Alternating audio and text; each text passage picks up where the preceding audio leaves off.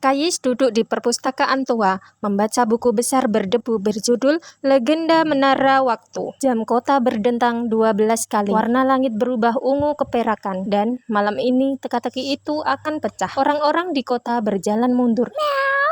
Kayis memandang ke kejauhan. Sebuah menara raksasa berdiri terbalik di tengah kota. Itu menara waktu. Kayis dan Boba berlari menembus kekacauan menuju menara. Kita harus cari tahu penyebabnya. Gerbang menara terbuka sendiri dengan suara berderit. Dalamnya berkilau aneh. Hanya mereka yang sadar waktu bisa masuk. Mereka tiba di lantai pertama. Ruangan penuh jam berdetik mundur. Teka-teki muncul di dinding.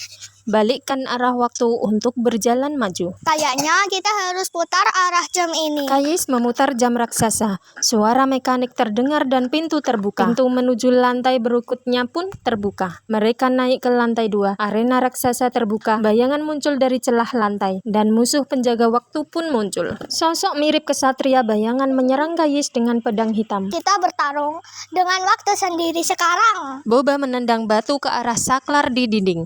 Bayangan langsung hancur. Nice, partner. Kayis dan Boba tiba di lantai yang tampak seperti taman dengan langit senja dan kilatan cahaya kecil. Lantai ketiga bukan tempat biasa. Kayis melihat dirinya kecil sedang bermain di taman beserta ibunya. Suatu hari aku akan jadi pahlawan, Bu. Kayis dewasa menatap momen itu dengan mata berkaca-kaca. Ini kenapa aku gak boleh menyerah? Cahaya dari ingatan membuka gerbang menuju lantai atas. Kenangan adalah kunci waktu. Mereka sampai di puncak menara. Segalanya tampak terbalik. Langit di bawah, tanah di atas. Puncak menara, tempat waktu membalik segalanya. Sosok bertopeng berdiri di tengah pusara jam rusak. Kalian terlalu lambat. Kronos melemparkan ledakan waktu. Boba terlempar ke udara. Boba! Kayis mengangkat jam pasir yang bercahaya dari sakunya. Waktunya berhenti sesaat. Kita akhiri ini sekarang juga. Kayis dan Kronos bertarung di udara. Pedang cahaya dan rantai waktu saling bertabrakan. Pertarungan di antara detik dan ingatan. Kronos hampir menang, tapi Boba kembali berubah jadi kucing bersayap emas.